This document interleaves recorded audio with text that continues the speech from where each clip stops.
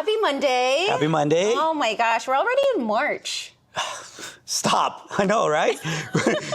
I was like, where's the first 2 months gone? It's just insane. Yeah. Which is okay because we've been busy, which is nice to be busy. Yes, absolutely. So I know last week we were talking about Marcos Melendra's construction company, and we were really focused on ADUs. Yep. You know, so I was making a lot of phone calls in our last video on last Friday. We were talking about how to find these off-market deals. Mm-hmm. And a lot of the questions that I was coming across was, well, what are, if I wanted to take out a HELOC or do a cash out refinance, what does that look like? Right. And I know you touched about it on our Wednesday's episode.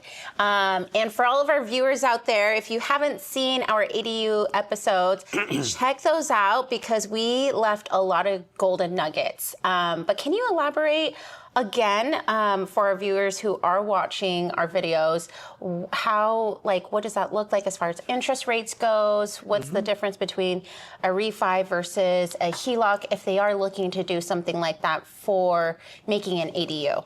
Well, by the way, I got a lot of great feedback. And those videos, people were watching them, all 3 series of them. And so it's really good that we put them out there because there's a lot of good information about everything you want to know about ADUs.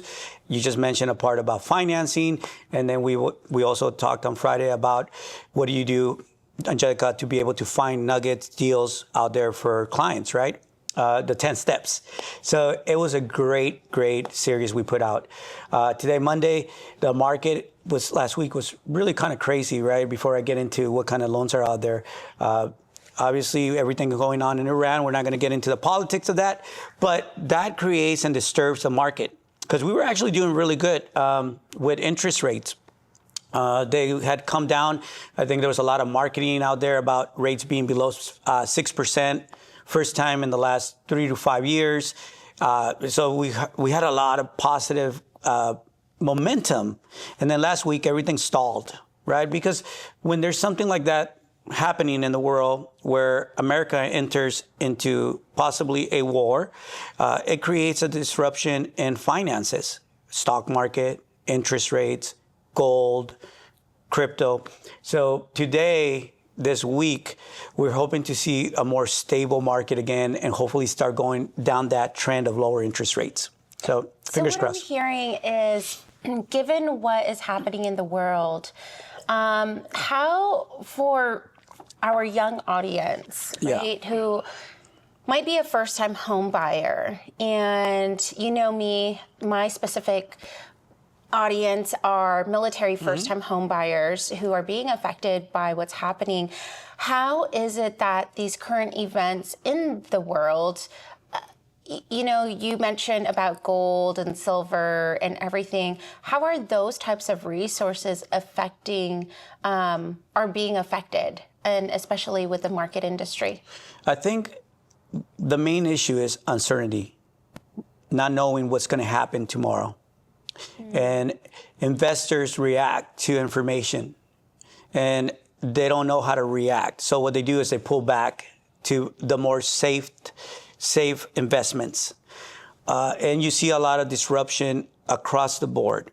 So if you're a first-time buyer or you're someone getting into the market, you start hearing all this information, and it really affects emotionally your decision-making. And what I would say to anybody that's going through this process during this time, it really comes back down to fundamentals. Let's look at the numbers, right? Does it make sense? Because your emotional part is going to be all over the place, right? Because you're getting bombarded with information, good and bad. And you have to make a decision of, for example, I'm a first-time home buyer. Is this the right time?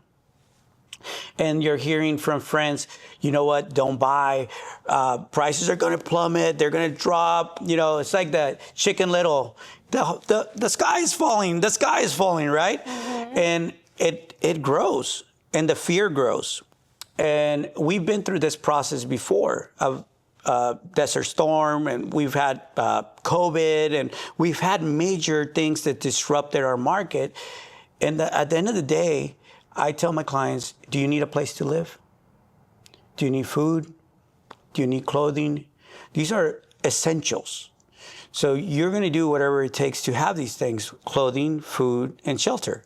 So let's work on shelter. You're renting right now. Is that going to, if there is a war, is that going to stop you from renting and paying a rent every month? How much are you paying right now? Okay, let's see what it looks like if you buy. Okay, how much are you going to be paying? So you have to really bring it back to fundamentals. Does it make sense? And really take all that noise, because all we're hearing right now is a lot of noise. I mean, even I'm afraid, when I look at what's going on and thinking about investing and doing things, and I have to really kind of breathe in, relax, and start thinking with a clear mind, because we don't know the future. We don't really know what's going on, what's going to happen. We know what's going on. We don't know what's going to happen. And I don't want to make an irrational decision just because my emotions are all over the place. So my job, when I'm meeting with our customers, is not to be emotional, is to be black and white when it comes to the numbers. Now, I do know that there's an emotional part to the relationship, and the excitement and the fear and the anxiety and the stress of buying, but I don't want to add to that, right? So the best way to do it is to bring it back down to, let's talk about the numbers. Let's see what they look like. And does it make sense for you? So in this market, there's still great opportunities. Interest rates are still below 6% for veterans or active service members with the VA loan. Even FHA is below 6%. And conventional rates are really low in the low sixes. So they're still better than they were a year ago and definitely 2 years ago. So at the end of the day, don't get caught up in all the noise. Talk to us. Come to a professional like yourself. You can, if somebody comes to you and tells you, our price is going to drop by half. I'm sure you heard that, right? Somebody come and tell you, I'm waiting because I think homes are going to drop, because with everything going on, there's no way, I want to see a $200,000 reduction or 300.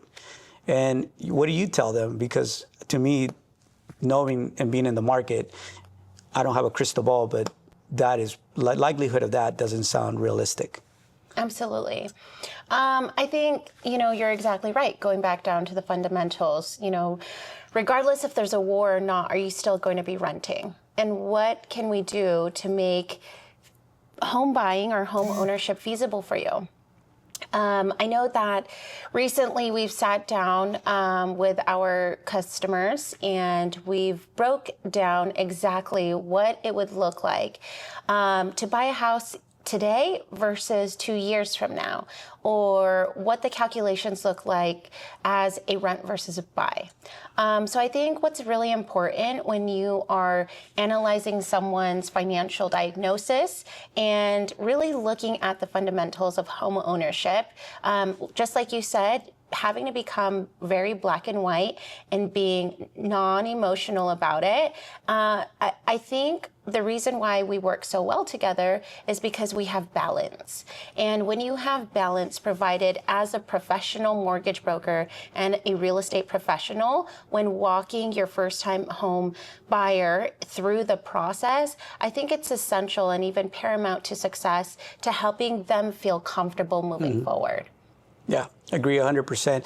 And we do get excited and we show a lot of emotion when we give them keys and we go through the process, because it is a happy time, right? It's a very emotional time. So bottom line, make sure when you hire someone, when you're going to work with someone, if you're listening to this video, it's important you find someone that could keep their emotions in balance and really provide you the information so that you can analyze it and make an informed decision.